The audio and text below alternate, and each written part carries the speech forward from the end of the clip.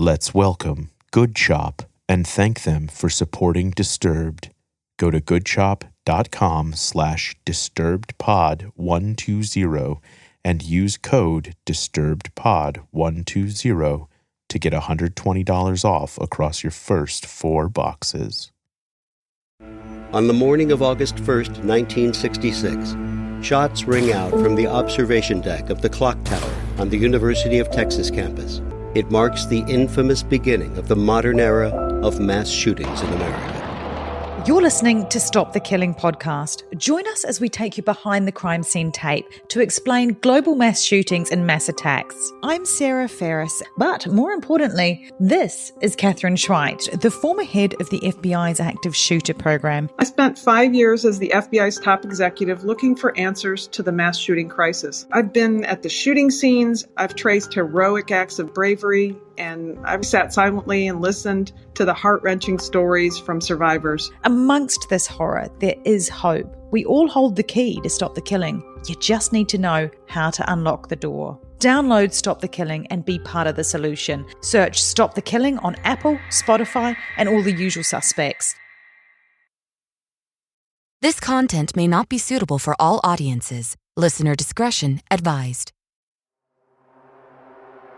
I also just want to know what the fuck happened to my damn mind, body, existence in those moments. The only thing I wish is that we knew what time it was and how long it lasted. It felt like it was slow and fast at the same time. I don't know, man. Weird ass shit. He could have been arrested by now, but as far as I know, he hasn't been.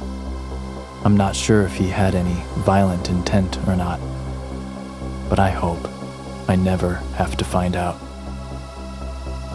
From Killer Podcasts, true tales of horror, bizarre happenings, unexplainable events. This is Disturbed.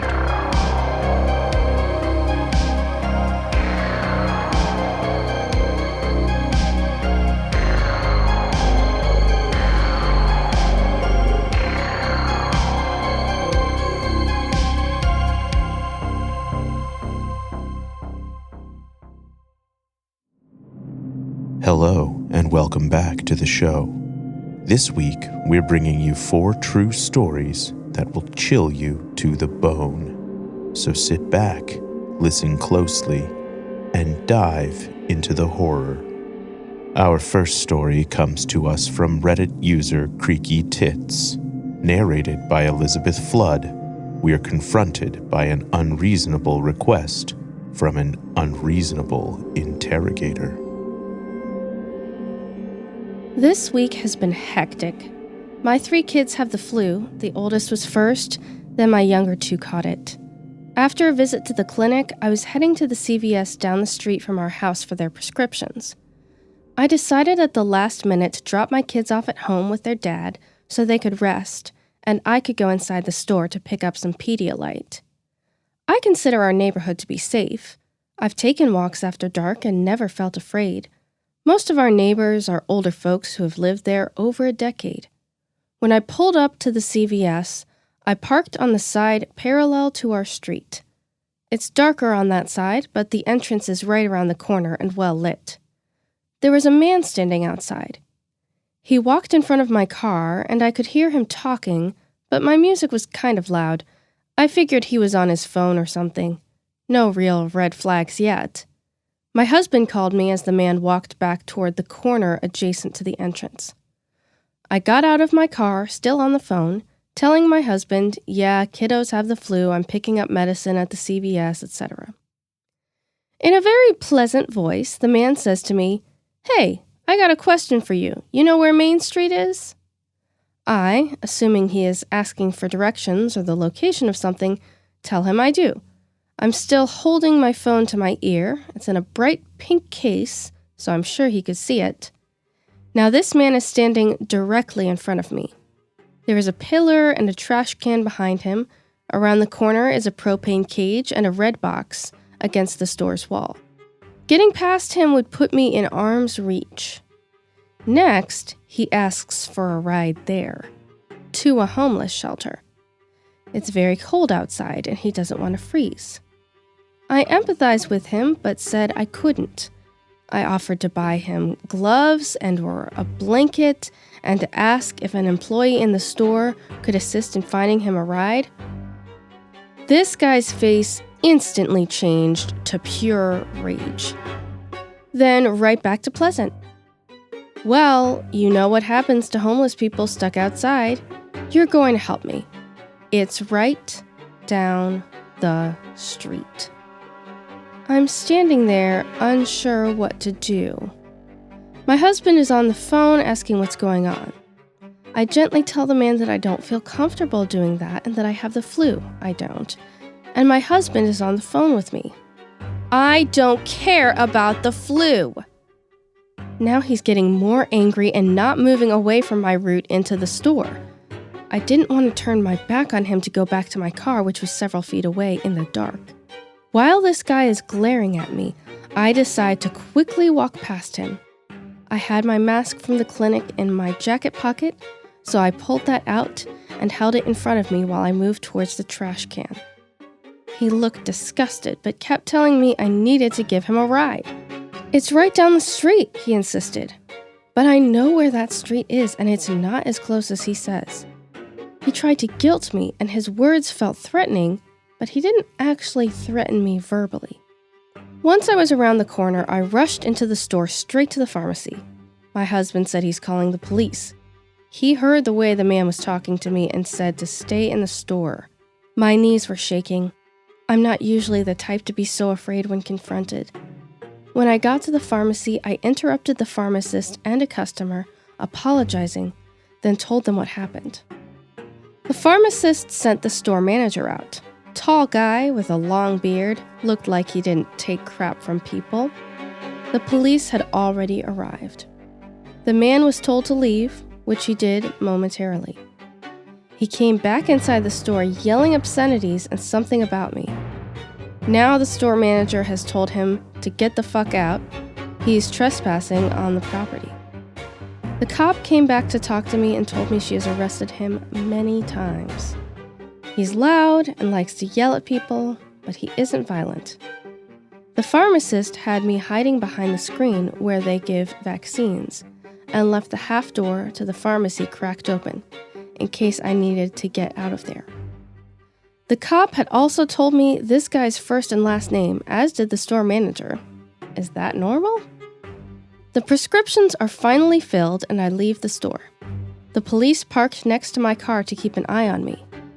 Oh, and the man refused a ride from the cop to the shelter. Later, I looked him up. His name is unique, so he was easy to find online. Surprise, surprise, he has a long record spanning 3 states and several counties.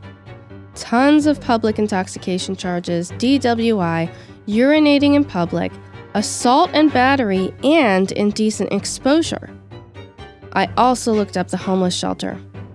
Yeah, as I thought, there isn't one where he wanted me to take him, but that area is super sketchy. Earlier today, I went to the corner store across from the CVS and told my friend, the overnight shift employee, what happened. She kicks him out of the store and calls the police every time she sees him because he yells at and threatens customers. But he always takes off before the police arrive. I know I could have handled that better. I was blindsided by his instant shift from pleasant to filled with rage.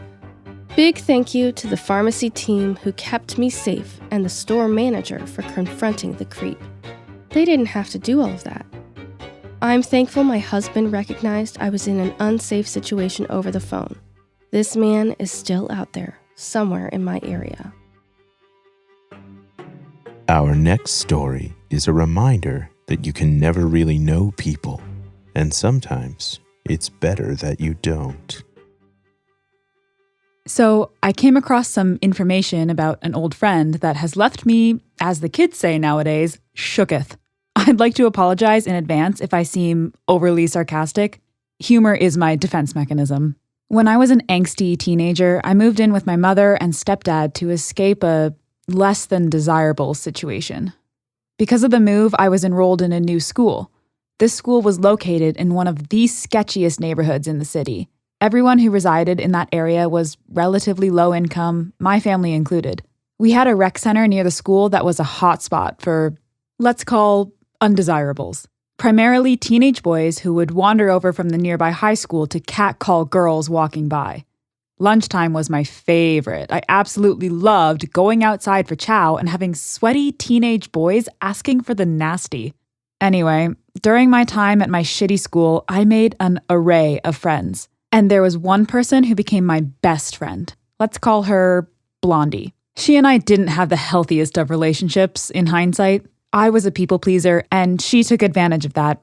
Blondie was nice enough, but she was problematic. Regardless, we were fast friends, and thus began our very short-lived friendship. Over the school year, she mainly came over to my house since I was an only child. We usually had the house to ourselves while my folks were at work. She finally invited me to her house around the middle of the school year. I was super excited. I had always wanted to meet her family since they were always such an enigma. Blondie wasn't one to divulge information about her home life, so all I knew was that she lived with her mother, stepdad, and younger sibling.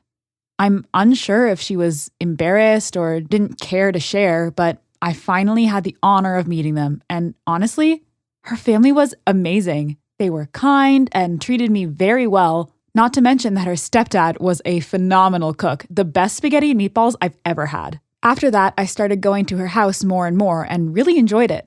Fast forward a month or two and it's Blondie's birthday. Her family was throwing a little get-together at their house and I was invited. So Blondie and I headed to her house right after school. It was a really fun time until the very end of the party. Now, I knew next to nothing about her biological father. I knew he wasn't really in the picture. He'd sometimes drop by and say hello, but I had never personally met him. That was until he had made a surprise visit to give Blondie a present. I could immediately feel a shift in the atmosphere at the party, even though I was a dumb kid. We were inside the living room eating some cake, and there was a knock at the front door. Blondie's mom answered, and her face, once filled with a smile, turned into a scowl. If looks could kill, this guy would be dead. She moved aside, and this man walked in. I'll never forget how everyone in the room got tense, except for Blondie, who excitedly greeted her dad. At the time, he seemed pretty normal, maybe a tad bit on the creepier side, but who am I to judge? Blondie introduced me to her father, and we shared some pleasantries. At one point, I was invited to get some ice cream with them the following day, which I of course accepted. I mean, I was getting free ice cream. Of course I was going to say yes. He eventually left and we all go back to eating cake. I had honestly forgotten about the visceral reaction everyone had upon seeing him. Maybe if I remembered, I would have said no. The following day rolled around and I went for ice cream with Blondie and her dad. I can't remember much from that day other than him asking me if I had a boyfriend or girlfriend. It seemed innocent enough, but the way he asked it made me feel weird. I honestly can't remember much from my other encounters with this man. Nothing really jumps out at me. I know I went out with him and Blondie a few more times before my family moved to another city and we lost touch. Fast forward a few years and I'm attending college. I had managed to stay in contact with one person from my middle school days. Let's call her Teddy. She had reached out to me one day asking if I wanted to go to a movie, which I happily accepted. I was going through a rough patch as a pretty legit depressive episode, so a movie trip with an old friend was just what I needed. I took the bus to a nearby mall and Teddy and I watched the movie. After, we headed to the food court and got some chow. We were catching up. It had been a couple years since we last saw each other when Teddy suddenly perked up. She asked me if I had heard about Blondie's father, to which I said we hadn't been in contact since I moved. Teddy's jaw dropped, and what she told me next blew my mind. She informed me Blondie's father had murdered a woman. Now, Teddy didn't have any news articles or police reports or anything to back this story up. It was all word of mouth. She was told by a friend who heard it from someone else and so on. But what she told me wasn't actually far from the truth. According to her, Blondie's father had taken the life of a street worker. He got away with it for 2 years and his truck got him caught. Apparently there was something unique about it. Teddy couldn't tell me much more because she genuinely didn't know. I remember going back to my dorm and trying to Google for more details, but I couldn't find a damn thing about it. Eventually, because I was discussing the craziest stories from my life with a friend recently, I suddenly remembered Teddy's story. After some renewed digging, I finally found an article that described the crime. I clicked on it, and when I saw the picture of the man, well, words can't describe what I felt. Everything Teddy told me was true, but it was so much worse than what she and I thought. Out of respect for the victim and her family, I won't describe what he did, but he was arrested 3 years after he had taken this woman's life. I can't find any information about how he was caught, but it had something to do with his truck. He was charged with manslaughter. He took a plea bargain and indignity to a body and only served 7 years out of his 14-year sentence. He had served half already because he was in custody during the trial. I looked him up again not too long ago, and I learned some unsettling information, which prompted me to write this post. He was released from prison a few months ago, and guess what? He killed another woman.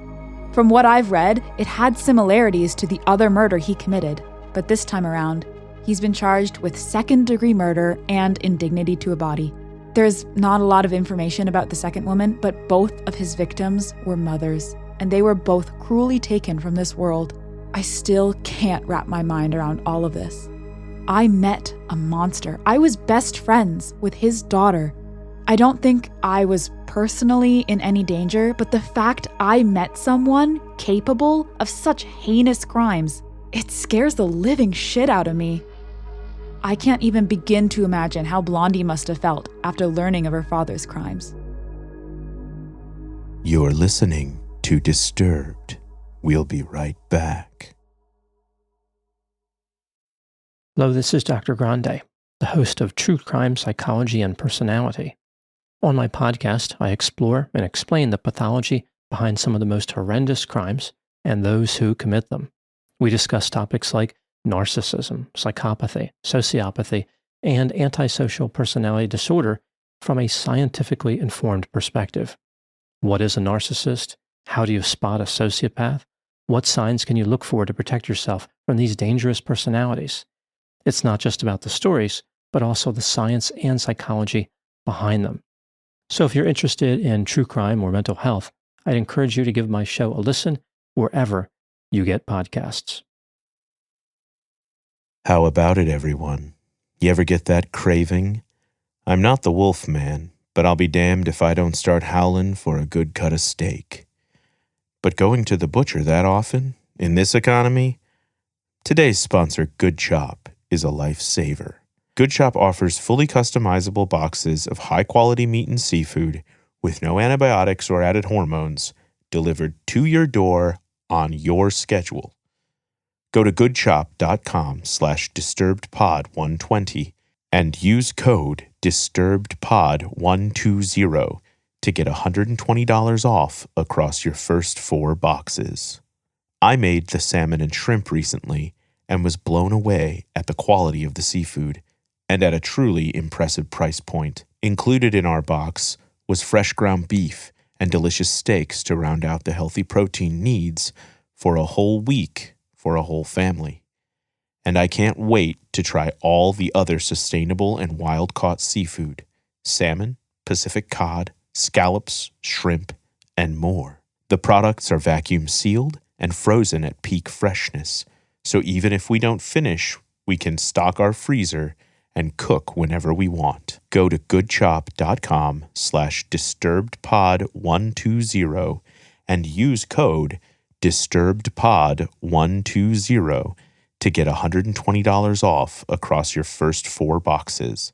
That's code disturbedpod120 at goodchop.com/disturbedpod120 for $120 off.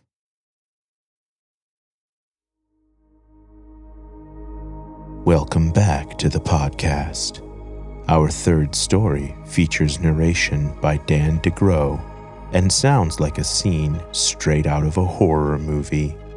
It starts with a mysterious knock on the door.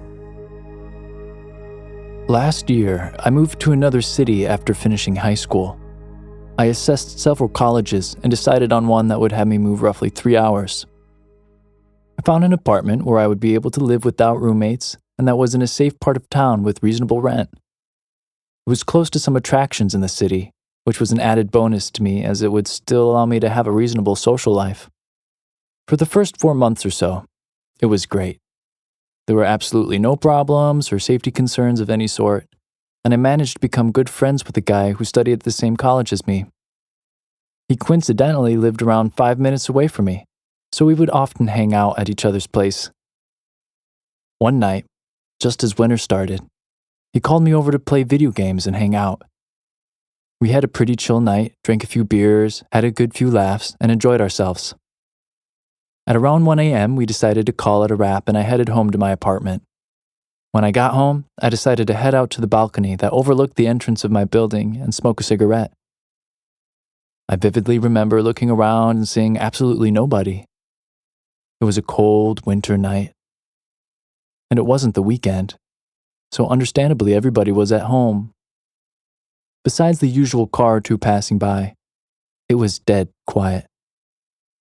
Once I finished my cigarette, I decided to call it a night and got ready for bed. I was understandably confused when I heard a short ring on my doorbell. I stood in the center of my room for a solid few seconds as confusion and slight fear set in. I snapped out of it and decided to tiptoe to my door and to just try to hear if anyone was outside. My immediate thought was that my friend came over to drop off something that I might have forgotten, but he would have texted or called. I probably listened for half a minute or so when the person once again rang the doorbell and softly knocked a few times. I stood still and didn't want to make a sound so that I wouldn't give away the fact that I was at the door. That was when I decided to look through the peephole to see that he hopefully had left. I picked up the cover of the peephole and took a look. My legs pretty much went numb as I saw a hooded figure looking straight into the peephole. He was holding the zipper of his hoodie so as to cover his face, and all I could really make out was his forehead and eyes. He must have either heard me lift the cover or my loud and heavy breathing, because right away he moved from the peephole and said, "I know you're at the door." By this point I was shivering in fear, but mustered up the courage to say, "I'm calling the cops, man." He laughed and said, "Sure thing, big guy." He proceeded to wipe away the door handle with his sleeve before walking off. I understandably called the police. When they came over, they informed me that I wasn't the only one. He'd been doing this for at least a month, and they suspected him of at least one home invasion where a father chased him out of the house. I crashed at my friend's house for around a week or so after this before going back into my apartment. It's been a year, and I've never heard any news about him. He could have been arrested by now, but as far as I know, he hasn't been.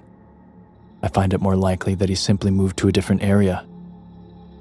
I'm not sure if he had any violent intent or not, but I hope I never have to find out. Our final story comes from Sirius Ad 9704 and is narrated by Kat Carter. Sometimes, if you're in the wrong place, you can end up in the wrong time. This was back in 2016 or 17. My friend and I were driving through a quiet, small neighborhood. It was a rainy day in the middle of the day, and we were stone cold sober. I feel like I need to say that to feel validated. We passed a street, and I mentioned something about our friend Ashley recently moving to a house on that street. For the sake of the story, I think it was Fern Street. The next thing we know, we were at a three-way stop on the road. An older model olive greenish convertible was turning left off the cross street onto the street we were stopped at. The guy driving it had to jerk his wheel super hard to avoid hitting us as he made the turn. It was like he didn't see us until he was halfway into his turn. So I looked over at my friend and she was already looking at me. I looked back outside and did not recognize a damn thing.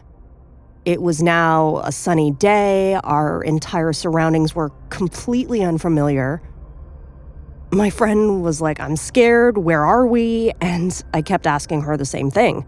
I asked if she saw the car that almost hit us, and she had, but neither of us knew where we were or what was happening. Suddenly, everything became familiar again. It was like our entire surroundings morphed into a recognizable intersection, and I was like, oh my God, we are right near the Pier Inn, a bar we knew. The weather was rainy again, and we knew the exact intersection we were stopped at. I asked my friend what she remembered last before we got to the stop sign, and she said she remembered me talking about Fern Street. That was the last thing I remembered too, so we drove back to that street, and it was 3 blocks down the road. My friend hates being reminded of this day because it still scares the shit out of her. It haunts me because I'm so fascinated by that experience. But I also just want to know what the fuck happened to my damn mind, body, existence in those moments. The only thing I wish is that we knew what time it was and how long it lasted. It felt like it was slow and fast at the same time. I don't know, man. Weird-ass shit that I'll probably die trying to understand. And this is why I have FOMO about dying. Disturbed is a production of Killer Podcasts, a part of the Evergreen Network.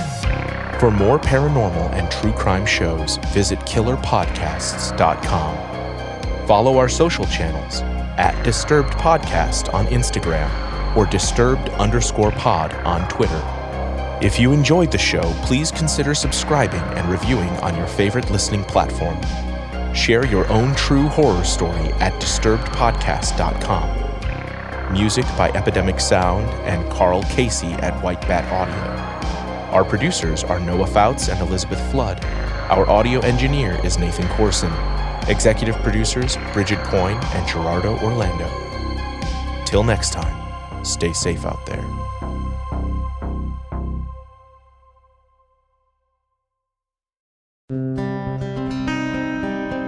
A detective came and knocked on the door. And I said, "Is it Renee?" And he just gave me that solemn look. It was the worst day ever. The Proof podcast is back with a new case and a new season. 23 years ago, 18-year-old Renee Ramos went missing. Her body was later found in an empty Home Depot building on the edge of town. I don't think that they arrested the right people. It's about time somebody's trying to do something. She had a black eye about 2 weeks before she was murdered. They are involved. They definitely had her body and her backpack. You know people are going to judge you, right? Of course. They're judging me now. They've been judging me damn near my whole life. You can listen now to Season 2 of Proof, wherever you get your podcasts, and follow along with us as we reinvestigate the murder at the warehouse. I have to ask, did you kill Renee?